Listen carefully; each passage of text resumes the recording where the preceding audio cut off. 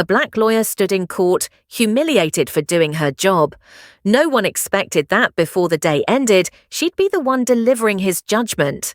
Sunlight poured through the tall courthouse windows, casting golden streaks across the mahogany benches.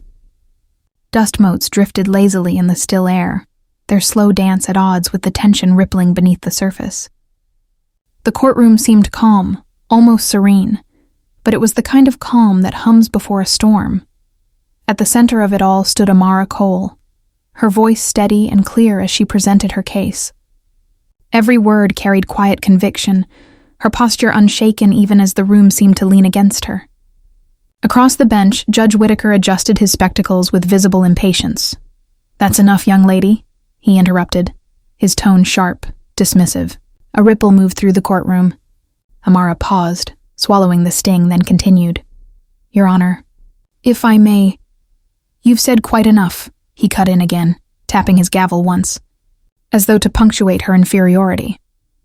The spectators exchanged uneasy glances. Some lowered their eyes.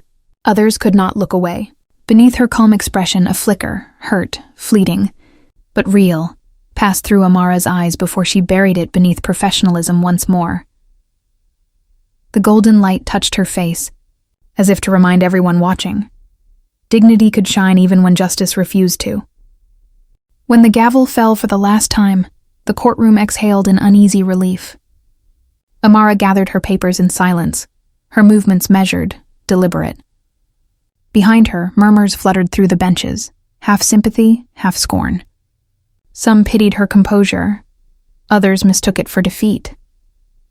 She walked down the marble corridor, her heels clicking softly against the floor, each step an echo of all the times she had been underestimated. She had faced this before, the narration whispered through her thoughts. Every sneer, every raised eyebrow, but not for long. The courthouse was a labyrinth of authority, lined with portraits of men who looked nothing like her. Yet Amara moved through it with quiet certainty, her shoulders squared, her chin lifted just enough to suggest she knew exactly where she was going. When she reached the judicial appointment office, the air seemed to shift. The polished brass plaque on the door gleamed faintly in the afternoon light, as though anticipating her arrival. A clerk passing by looked up from a stack of files and offered a polite nod. "Good afternoon, Judge Cole." The title hung between them like a secret unveiled too soon. Amara didn't answer. She simply smiled, a calm, knowing smile, and continued inside, leaving the whisper of destiny in her wake. The courtroom buzzed softly as afternoon light slanted through the tall windows once more. Judge Whitaker settled into his chair, tugging at his robe with the same self-importance that had marked his every gesture. The next case was about to begin, and he relished the return of routine, the comfortable hum of authority he believed unshakable. Then, the heavy doors creaked open. A court officer stepped in, his face pale, voice tight with formality. "Your Honor, there's an urgent notice from the State Judicial Commission." The whispering began instantly. Whitaker frowned, irritation flickering. "Well, read it then," he snapped. The officer unfolded the paper, his voice steady but low. "Effective immediately, Judge Henry Whitaker is placed on administrative leave pending investigation of judicial misconduct." Silence fell like a dropped curtain. Whitaker's gavel trembled slightly in his grasp. "This is absurd. Who authorized this?" he demanded. And then, the doors opened again. All heads turned. Amara Cole entered, her steps measured, her presence commanding. The black robe flowed around her like a tide reclaiming its shore. She reached the bench, her eyes meeting his. Calm, unyielding. "I'll be presiding over this session," she said evenly. "You may step down now, Judge." The gasp that followed was the sound of justice turning its gaze. For a long, suspended moment, Judge Whitaker didn't move. His face, once so composed in its authority, drained of color. The weight of the moment pressed on his shoulders like the very walls of the courtroom he had ruled for years. His mouth opened, but no words came, only a shallow breath that carried disbelief and humiliation. Across from him, Amara Cole stood calm beneath the amber light. The black robe fit her not as a symbol of power, but of quiet purpose. Her gaze held his. Not triumphant, not cruel, but steady, measured. "Justice isn't about power," she said softly, her voice carrying to every corner of the silent room. "It's about respect, something you seem to forget."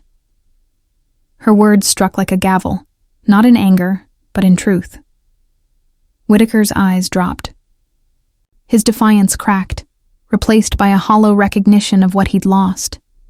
Not just a position, but dignity. Around them, the spectators began to rise, one by one, in reverent silence. Their awe was not for her victory, but for the grace with which she claimed it. Amara turned to the bench, the light falling across her face. In that stillness, justice finally looked the way it should, calm, clear, and human. The sun had begun its slow descent, spilling amber light through the courthouse windows. The same light that once crowned Judge Whitaker's bench now fell softly upon Amara Cole, illuminating her with quiet grace. The gavel rested in her hand, steady and sure, yet she did not strike it. The room no longer needed sound to feel the weight of justice restored. Whitaker's seat stood empty, a hollow symbol of arrogance undone. The murmurs had faded. Even the dust in the air seemed to pause, as though the building itself understood that something sacred had been set right. Amara looked out over the courtroom, not with pride, but with peace. Her eyes softened, reflecting neither vengeance nor satisfaction, only the calm of someone who had carried herself through storms and arrived unbroken. The narration seemed to breathe around her. Sometimes the loudest victories are won in silence. She didn't need revenge.